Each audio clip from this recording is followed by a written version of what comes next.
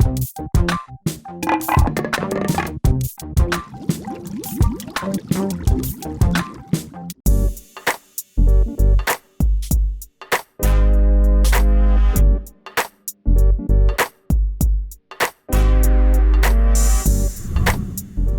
the run-up to the 27th September session in New York of the General Assembly, which is generating a lot of news and talk right now, the most important thing to know is what any one of us who believes in human rights, who believes in humanity, what are we really up against? And the first thing to know is that the Indian media is trying its level best to deflect attention away from the human rights concerns at stake here.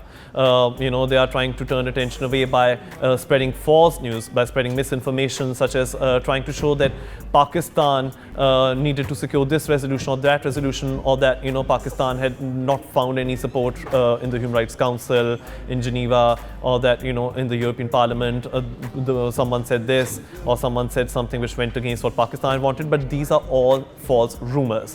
The truth and the fact of the matter is that in the UN Human Rights Council, in the run-up to the upcoming General Assembly summit, in the Human Rights Council in Geneva, it is a fact that Mr. Shah Mahmood Qureshi, our foreign minister, did voice the Kashmiri plight, and there was a joint statement issued by a collection of countries.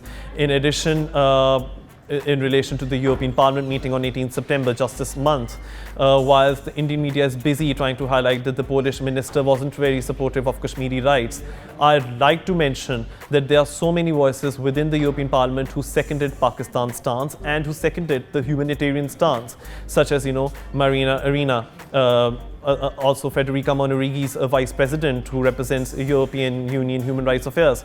Also, Shafaq Mohammed, there are so many of them, Gina Darin.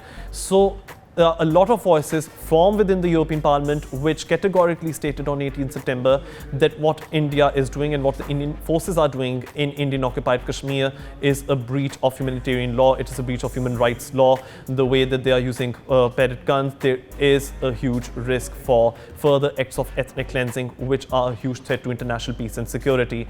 Of course, we know, that the chief of Amnesty International, whom Mr. Imran Khan has just met in New York during his 7-day visit owing to the General Assembly summit, has also alerted that there is a huge humanitarian crisis taking place right now whilst Kashmir is in a lockdown. Even Mehbooba Mufti's daughter, Iltija Mufti, has raised concerns that she hasn't been in contact with her mother since 5th August, and she has been handling her Twitter account and her social media accounts just to voice the Kashmiri plight. So in light of this, when there are so many voices which the Indian media and the Indian establishment are not able to cover up, there are a lot of false news being manufactured, and I would like everyone to treat every news that emanates from Indian news sources, to treat those news with a lot of caution, not to just believe in them blindly. Just yesterday, there was the Howdy Modi event with Narendra Modi having been received by thousands of followers and gatherers in Houston, and somehow India is trying to portray it as a huge victory. But even a YouTube blogger in this day and age can gather thousands of followers. That does not make you respectable. That does not validate you either. You should not forget that there were a lot of Kashmiris, there were a lot of Sikhs, and even Americans who shun fascism, who stand up against Nazism, who stand up against acts of genocide. They were protesting outside the football stadium in Houston where the Howdy Modi event was taking place, and they were carrying banners saying Rowdy Modi or Adios Modi, which means that when there are populations at large who do not support tyrannous dictatorial regimes, you cannot silence them. So why is it that whilst President Donald Trump was seen side by side with Narendra Modi, his own country's media, New York Times, which has just reported today that this union between Trump and Modi, which was demonstrated yesterday, somehow does not seem promising to humanitarians? Why is it that New York Times is not mincing its words? Why is it that New York Times is not budging away from its stance that what is happening in Kashmir is an international issue? Same goes for The Guardian, same goes for Al Jazeera, same goes for BBC, where a human rights activist of Indian origin called Arjun Sethi has said that the Gates Foundation prize that Modi would be receiving in the coming days, owing to the construction of toilets. You cannot be building toilets in one room and then torture cells in another room and be expected to, receiving accolades and being applauded. If you cannot stand firm on humanitarian grounds, then you cannot stand firm on any principles whatsoever. Then you really become a rogue regime, and that is what the Modi-led regime is. So this is a very emotionally charged, and rightly so, issue in the run-up to the General Assembly. So when the General Assembly is due to meet in New York on 27 September, Prime Minister Imran Khan has taken upon it to be the ambassador of the Kashmiri cause. And interestingly, in the last 2 days when he has landed in New York, he has been meeting US senators. He's met Lindsey Graham. He's also met Chuck Schumer from the Democrat Party. And, you know, gathering voices from within the US Parliament which stand firm for human rights cause, that can really provide a lot of impetus to the Kashmiri cause. And certainly, you know, why not? In General Assembly as well, you know, these kinds of voices are which are going to support our stance that the genocide that is taking place in Kashmir, towards which even the Genocide Watch has called an alert, needs to be stopped right now. It cannot go on. You know, this is why the New World Order was made.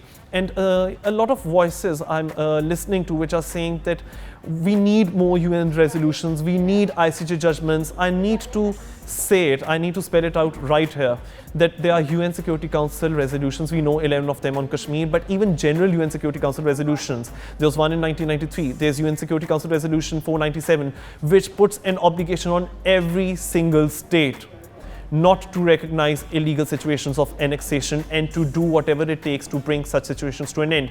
So there are resolutions empowering members of the international community to take enforcement action. What more resolutions are you waiting for? There are ICJ judgments in general terms where the ICJ has stated in the 2004 Wall case, the ICJ had stated that annexation is illegal, it is a breach of an erga omnes obligation, and this decision is directed towards every member of the United Nations. And when members of the United Nations do not follow, which includes India, when they do not follow ICJ pronouncements, then enforcement action can be taken in the Security Council under Article 94 of the UN Charter. These are the legal avenues that we need to be exploring. These are the legal topics that we need to be talking about. Why are we not discussing this? So I'm glad that here I am sitting on a platform where I am voicing these laws. And under Chapter 7 of the UN Charter, the UN is responsible for maintaining international peace and security. So I am very proud that Pakistan is playing the role of, Kashmiri voice ambassador. It is playing the role of the ambassador of the Kashmiri voice, of the Kashmiri plight. But eventually, if nothing much comes about it, then that is a huge setback for the entire world, for the UN system, and we do not want the United Nations to go through such a setback. The League of Nations was a failure, and this is not what we want for the United Nations. In 1945, the UN Charter had established the UN with a promise to maintain international peace and security. And when there are human rights at stake, when we are talking about torture, which is well documented, Issue 9, Volume 5 of the OHCHR, for example, you know, these acts of torture are documented. We cannot just sit by and watch. We cannot talk about optional jurisdiction. That is when we have to bring reform within international law. We have to make International Court of Justice's jurisdiction compulsory in such matters. We have to make the Committee Against Torture's jurisdiction compulsory rather than optional. So these are the kinds of changes we're looking for, and I hope that in General Assembly we get a 2/3 majority or a majority strong enough to bring about a resolution, if nothing else, at least a resolution empowering the International Court of Justice to issue an advisory jurisdiction on the matter, because previously ICJ's advisory opinions in relation to Western Sahara did provide them with independence. They did provide impetus for Western Saharan independence from Moroccan claims. There was impetus for Kosovan independence from Serbia with regards to the 2010 advisory judgment of the ICJ. So if nothing else, even if the ICJ does not have compulsory jurisdiction owing to a lack of a bilateral treaty or multilateral treaty between India and Pakistan, even an ICJ's advisory jurisdiction can give a lot of legal and, might I add, moral weight to the Kashmiri stance, to the Kashmiri plight. So I'm hoping for the best for every single thing on a humanitarian front. Thank you. We're really excited to share fantastic content with you on all the fun topics. Please subscribe to our channel by clicking on the subscribe button below.